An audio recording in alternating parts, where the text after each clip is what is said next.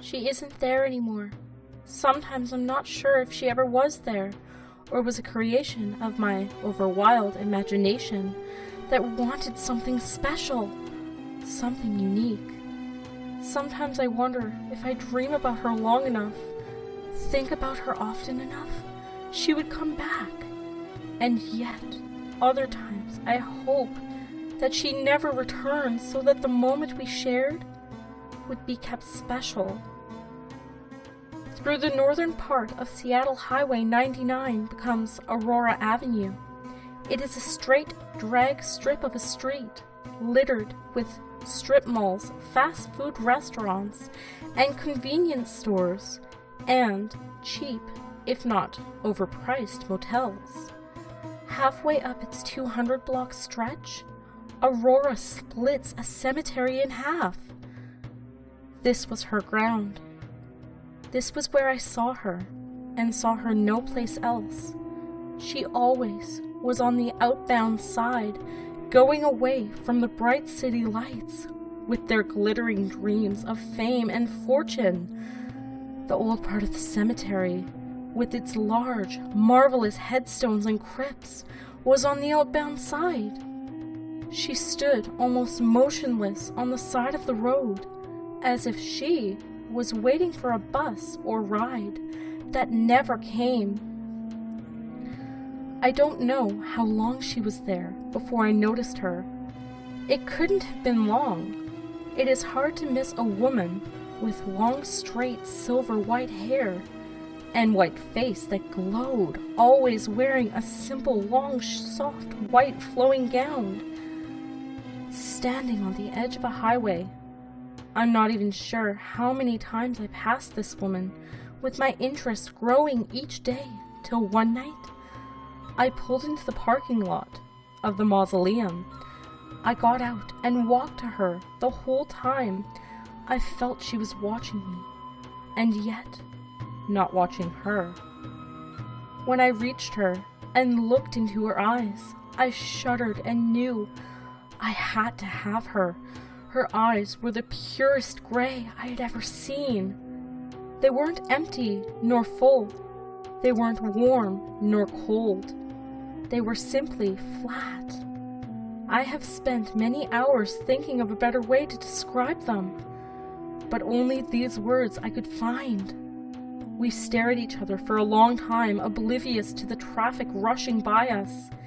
If she was a ghost, and only I could have seen her, I must have looked like a lunatic, gazing so solidly out into space along the side of the highway and cemetery, as if I was caught between two worlds. She held up a small porcelain hand, showing 2 fingers.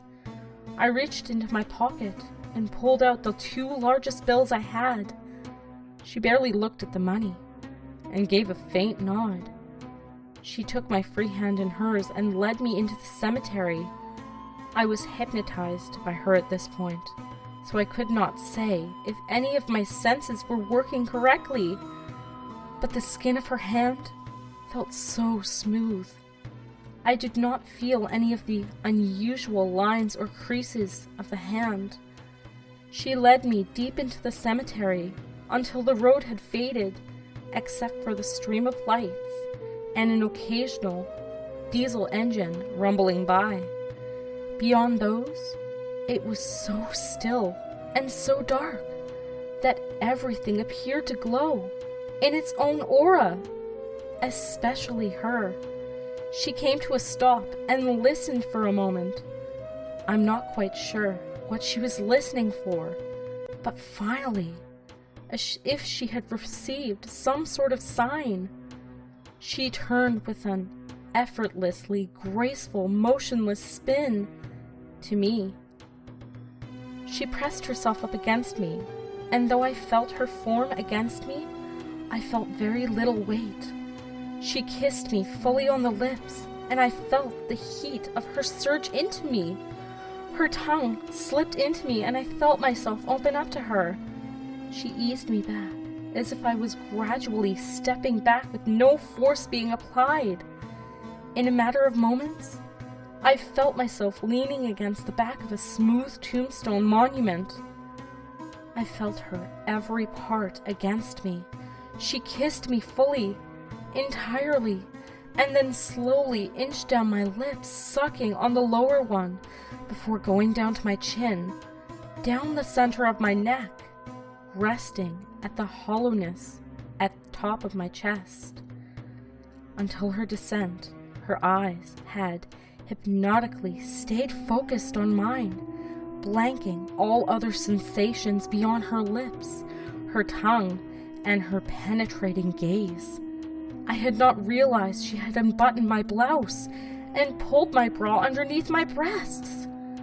My body rubbed against the cold headstone as my head slammed in against it in aching desire, a brief wandering thought of if death is as icy cold as the headstone is, to answer my own thought, thinking, both it can't be, and it makes perfect balance to all the heated emotions life brings. She released me into the stars with an explosion of warmth, of pleasure. She released me into the stars and into the heavens. I was shaken to my very core. The shaking went on for a long time, but slowly I came back to earth, and my body slowed down, but the warmth remained. I suddenly shook my head, trying to push back the daze I was in, and realized I was in my car and barely made the turn onto my block.